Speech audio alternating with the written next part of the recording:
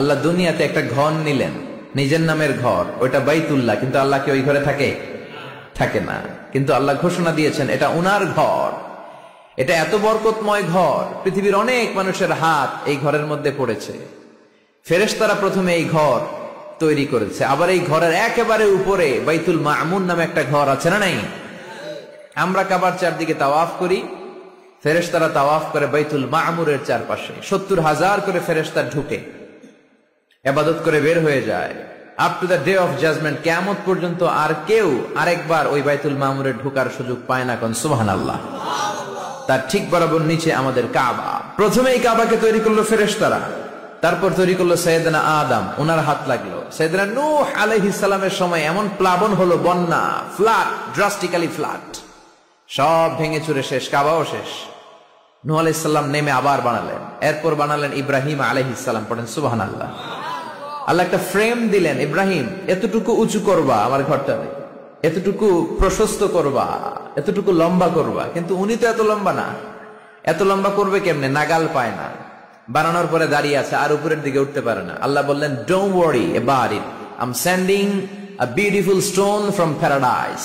আমি জান্নাত থেকে একটা স্পেশাল পাথর পাঠিয়ে দিচ্ছি ইব্রাহিম, ওইটার উপরে দাঁড়াও, উপরে উঠতে মন চাইলে উঠে যাবে, নিচে নামতে মন চাইলে নেমে যাবে। মাকাম ইব্রাহিম, জান্নাত থেকে আসা ওই পাথর কাবা ঘরের পাশে আজও আছে না নাই? উনি দাঁড়ালেন, উপরে ওঠা দরকার উঠে যেত অটোমেটিক, নিচে নামা দরকার নেমে যেত। উনিও কাবাঘর বানালেন, ওনার কলিজার টুকরা ইসমাইলও বানালো। কি বাপ আর কি বেটা! কাবাঘর ঝাড়ু দিলেন, তাহেরা বাইতি লিত-তাইফিনা ওয়াল আকিফিনা ওয়ার রুকআইস সুজুদ। নবী হয়ে কাবা ঝাড়ু দিতে পারে, মসজিদ ঝাড়ু দিতে পারে, কিন্তু আমরা মসজিদ ঝাড়ু দিতে চাই না। এরকম আছে না নাই? মসজিদেরি ঝাড়ু বারদার ও কামারে হাত, শোনো আমার মুনাজা, শোনো শোনো ইয়া ইলাহি আমার মুনাজাত, শোনো আমার মুনাজাত। পড়েন আমিন। সাইয়েদনা ইব্রাহিম বানালেন, ইসমাইল বানালেন, বিশ্বনবী নিজেও বানালেন। বিশ্বনবী নিজেও এই কাবাঘরের নির্মাণ কাজ করেছেন। কাবাঘর যখন ভেঙে গেল, মক্কার কুরাইশরা ডিসাইড করলো আমরা কাবা বানাবো, পাথর লাগবে। কোত্থেকে? ওই জায়গা থেকে পাথর নিয়ে আসবো। সবাই পাথর আনতে শুরু করলো, বিশ্বনবী পাথর টানতে শুরু করলেন। বিশ্বনবীর বয়সের 8-10 বছরের ছোট বাচ্চারা সবগুলা লুঙ্গি খুলে কাঁধে লইছে। সব বাচ্চারা লুঙ্গি খুলে কাঁধে নিয়েছে, আর ওই কাঁধের লুঙ্গির উপরে পাথর নিয়েছে যাতে ব্যথা না পায়। বুদ্ধি আছে। লুঙ্গি খুলে কাঁধে রেখেছে, কাঁধের উপরে পাথর রেখেছে। কিন্তু বিশ্বনবী, সবাই পাথর টানে একটা, বিশ্বনবী টানে দুইটা, কিন্তু বিশ্বনবী লুঙ্গি খোলে না। কি নবী ছিলেন, কি লাজুক ছিলেন! এখন আমাদের মধ্যে লাজুকতা নাই। বাবা ছেলে মেয়ে সব মিলে একসাথে হিন্দি সিরিয়াল দেখে, এরকম ফ্যামিলিও আছে না নাই? লাজুকতা হারাতে বসেছি। আল হায়াউ শু'বাতুম মিনাল ঈমান। লাজুকতা ঈমানের অঙ্গ। ইযা লাম তাসতাহি ফাসনা মা শি'তা। যখন তোমার লজ্জা থাকবে না, তোর যা মন চায় তুই তাই করতে পারবি। লাজুকতা আমরা হারাতে বসেছি, কোন ক্ষেত্রে আমাদের লাজুকতা নাই। বিশ্বনবী এত লাজুক ছিলেন, হালিমাতুস সাদিয়া বলে 5 বছর কুরাইশি মুহাম্মদকে আমি লালন পালন করলাম, একদিনও কাঁদতে দেখি নাই। ক্ষুধা লাগলেও কাঁদে না, ব্যথা পেলেও কাঁদে না, শুধু লজ্জাস্থানের জায়গা থেকে কাপড় সরে গেলে মুহাম্মদ চিৎকার দিয়ে ওঠে। কি লাজুক ছিলেন! বিশ্বনবী পাথর টানে কিন্তু লুঙ্গি খোলে না। আশেপাশের বন্ধু বান্ধব সব লুঙ্গি খুলে টানতেছে। চাচা আবু তালেব দৃশ্যটা দেখলেন, কিরে সবাই লুঙ্গি খোলা, এটা লুঙ্গি ছাড়া কেন? এটার গায়ে তো লুঙ্গি আছে। বিশ্বনবী ডেকে বললেন, মুহাম্মদ লুঙ্গি খোলো। কি খোলো? সবাই খুলছে, তুমিও খোলো, তুমি কাঁধে ব্যথা পাবে, কাঁধে লুঙ্গি রেখে পাথর টানো। বিশ্বনবী বললেন, না আমি ব্যথা পাই না, আমি লুঙ্গি খুলবো না। চাচা বলল, আরে ছোট মানুষ, সমস্যা নাই, খোলো। গোছা ধরে টান দিবে, টান দেওয়ার আগে বিশ্বনবী বেহুশ হয়ে জমিনে পড়ে যায়।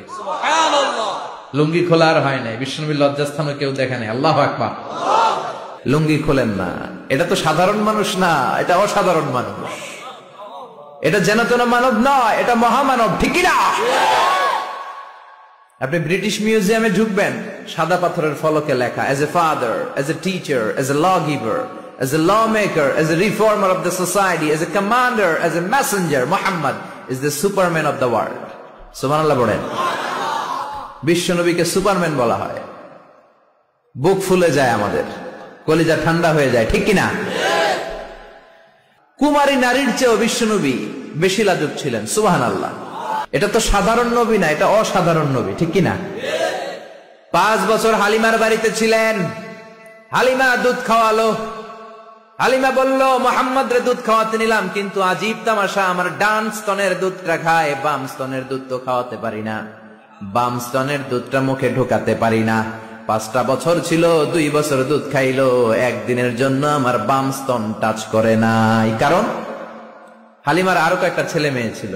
উনাইসা নামে এক মেয়ে ছিল, সাইমা নামে আরেক মেয়ে, আব্দুল্লাহ নামে এক ছেলে, এরাও দুধের বাচ্চা ছিল। বিশ্বনবী যদি একাই 2 স্তনের দুধ সাবার করে ফেলেন, তাহলে দুধ ভাই বোনরা খাবে কি? 2 বছর বাচ্চা মোহাম্মদ ইনসাফ প্রতিষ্ঠা করেছেন, কোন ঠিক কিনা? আবার হালিমা বলে, এই ছেলেটারে আমি 5 বছর রাখলাম, এই 5 বছরে কোনদিন কুরাইশি মোহাম্মদ রে কান্না করতে দেখি নাই, শুধু একটা সময় কান্না করত। এই ছেলেটা ক্ষুধার অভাবে কাঁদে নাই, ব্যথা পেলে কোনদিন মোহাম্মদ কাঁদে নাই, শুধু লজ্জাস্থানের জায়গা থেকে কাপড়টা একটু সরে গেলে শিশু মোহাম্মদ কেঁদে উঠত। বিশ্বনবী বললেন, চাচা আমি লুঙ্গি খুলবো না, আমি 2টা নিতে পারবো। আবু তালেব বলল, সমস্যা নাই, খোলো। বিশ্বনবী কয়, না খুলবো না। আবু তালেব বিশ্বনবীর লুঙ্গির গোছায় ধরে টান দিলেন, টান দিতে দেরি হয়ে যায়, বিশ্বনবীর বেহুশ হতে দেরি হয় না, বেহুশ হয়ে পড়ে গেলেন। লুঙ্গি আর খোলা হয় নাই। বিশ্বনবীর লজ্জাস্থান পৃথিবীর কেউ দেখে নাই, চিল্লায় পড়েন আল্লাহু আকবার। আপনারা যারা হজ উমরা করেছেন তারা জানবেন, মক্কা মদিনার চারিদিকে একটা বাউন্ডারি আছে, এটার বলে হুদুদুল হারাম। পিলার আছে, ওই পিলারে লেখা হুদুদুল হারাম। কি লেখা? এইখানে মারামারি, ঘুষাঘুষি, কিলাকিলি সব হারাম। খুন করেও যদি, সৌদিতে খুন হয় না, কথা কয় না? সৌদি আরবে ধর্ষণ হয় না, হয়তো কম হয়, খুন হয় না, হয়। কোন খুনিও যদি এই হুদুদুল হারামের ভিতরে ঢুকে, পুলিশ ওরে মারতে পারবে না, ওরে ভুলায় ভালায় ফুসলায় বাইরে নিয়ে মাইর। হুদুদুল হারামের বাইরে নিয়ে মাইর, ভিতরে মারামারি করা যাবে? তো এই যে হুদুদুল হারামের বাউন্ডারিটা, মদিনারটা দিয়েছেন, ঠিক করে দিয়েছেন বিশ্বনবী, আর মক্কারটা দিয়েছেন সাইয়েদনা ইব্রাহিম। বাপ বেটা মিল আছে না নাই? কাবা ঘরের 4টা কর্নার আছে। একটা কর্নারের নাম হচ্ছে রুকনুল হাজারিল আসওয়াদ, এটার নাম হচ্ছে ব্ল্যাক স্টোন কর্নার, যেখানে হাজরা আসওয়াদের পাথর আছে। এই পাথরটাতে চুমু দিলে জীবনের গুনাহ সব মাফ করে দেয় কে? আল্লাহ। এটা জান্নাতি পাথর। কিয়ামতের দিন এই পাথরকে আল্লাহ একটা জিহ্বা দিবে, ঠোঁট দিবে, 2টা চোখ দিবে, আর কিয়ামতের দিন আল্লাহর সামনে দাঁড়িয়ে এসে সাক্ষ্য দিবে যে আল্লাহ তোমার এই বান্দা আমারে চুমু দিয়েছিল, এ দিয়েছিল, এ দিয়েছিল, এদের সবাইকে মাফ করে দাও। তো হাজরা আসওয়াদের কর্নার আর কাবা ঘরের যে স্বর্ণ দিয়ে খচিত দরজা, এই হাজরা আসওয়াদের কর্নার আর দরজার মাঝখানে ছোট্ট একটু জায়গা, এটারে আরবিতে বলে মুলতাজাম। আমার সাথে সাথে পড়েন, এটারে আরবিতে কি বলে? ইলতাজামা ইয়ালতাজিমু ইলতিজামান। মুলতাজিম, মুলতাজাম মানে হচ্ছে যেটার সাথে লেগে থাকা হয় সব সময়। সাহাবারা এই জায়গাটার সাথে লেগে থাকতেন, পেট লাগিয়ে, গাল লাগিয়ে, চোখ লাগিয়ে, মুখ লাগিয়ে কাঁপতেন আর দোয়া করতেন। আর এই জায়গায় পেট লাগিয়ে, শরীর লাগিয়ে দোয়া করলে ওই দোয়া আল্লাহ ফিরিয়ে দেয় না। কিন্তু ওই জায়গায় দোয়া করার চান্সও এত সহজে পাওয়া যায় না, ধাক্কা ধাক্কি যুদ্ধ করতে হবে আপনার। এই কাবা ঘর ইব্রাহিম আলাইহিস সালাম বানালেন। বানানোর শেষ, আল্লাহ বলেন, ইব্রাহিম আজান দাও। কি দাও? জোরে বলেন, কি দাও? আজান দেননি আপনারা নাকি খালি মুয়াজ্জিন দেয়? আপনিও দিবেন। আজান দিলে মর্যাদা বাড়ায় কে? আতওয়ালুল আ'নাকি ইয়াউমাল কিয়ামা। দুনিয়ার বুকে যারা আজান দিবে কিয়ামতের দিন, তাদের গলাগুলো সবার চাইতে জিরাফের মতো উঁচু হয়ে থাকবে। দেখলেই বুঝে যাবে মুয়াজ্জিন ছেলে গেলা সব। আল্লাহু আকবার। কিসের আজান দিব? আল্লাহ আল্লাহ বললেন, ও ইব্রাহিম, ঘর বানালা, ঘরটা জিয়ারত করতে হবে, আজান দাও, তাড়াতাড়ি আজান দাও। আযিন ফিন নাসি বিল হজ। ও ইব্রাহিম আজান দাও। সাইয়েদনা ইব্রাহিম বললেন, মানুষ নাই, পাখি নাই, প্রাণী নাই, কেউ নাই, আজান দিলে কে শুনবে? আল্লাহ বললেন, ইব্রাহিম তোমার দায়িত্ব, তুমি আজান দাও, আমি গোটা বিশ্বের সব মানুষের কানে আজান পৌঁছে দেব। আজান দিলেন, আল্লাহ পৌঁছায় দিলেন। আমরা যারা আসি নাই, আমরাও শুনেছি মায়ের পেটে, মায়ের পেটে এই আজান আমাদের কানেও এসেছিল। যারা পেটেও ছিলাম না, আলামুল আরওয়াহে তাফসীর এসেছে, তাদের কানেও এসেছে। এই আজান শুনে যারা সাড়া দিয়েছে, লাব্বাইক বলেছে, তাদেরই নসিবে আছে কাবা ঘর জিয়ারত করা। জোরে বলেন সুবহানাল্লাহ। এজন্য মসজিদে দানের দরকার আছে না নাই? মসজিদে নামাজের জন্য যাওয়ার দরকার আছে না নাই? ওয়াজে অনেক মানুষ হয়, মসজিদে লোক হতে যায় না। কি আজীব তামাশা! বিশ্বনবীর সময়ে ফজরের নামাজ, জুমার নামাজ ছিল একই দৃশ্য। আমাদের দেশে ফজরের সালাত জুমার আর সালাত এক দৃশ্য না? মাশাআল্লাহ, এক দৃশ্য। আহা, ফজরের সময় লোকই নাই, আর জুমার সময় ঠেলাঠেলি আছে না নাই? সারা বছর নামাজে যায় না, জুমার সময় এক ফার্স্ট কাতারের মুসল্লি আছে না নাই? দুইটা এক হইতে হবে। হ্যাঁ, ফজরের সালাতে যে দৃশ্য, জুমার সালাতে একই দৃশ্য। তাইলে কালিমার পতাকা উড়াই দিবে কে? স্লোগান দিয়ে উড়াইতে পারবেন না, মাহফিল আইসা উড়াইতে পারবেন না, মসজিদ মুখী হইতে হবে। মসজিদে যাবেন, এলাকার যুবক ভাইরা তোমরা মসজিদে যাবা, রাজি আছো তো? রাজি? সত্যি সত্যি বলছো না মিথ্যা মিথ্যা বলছো? যাবা তো? মসজিদগুলো আমাদের আবাদ করতে হবে আবাদত দিয়ে।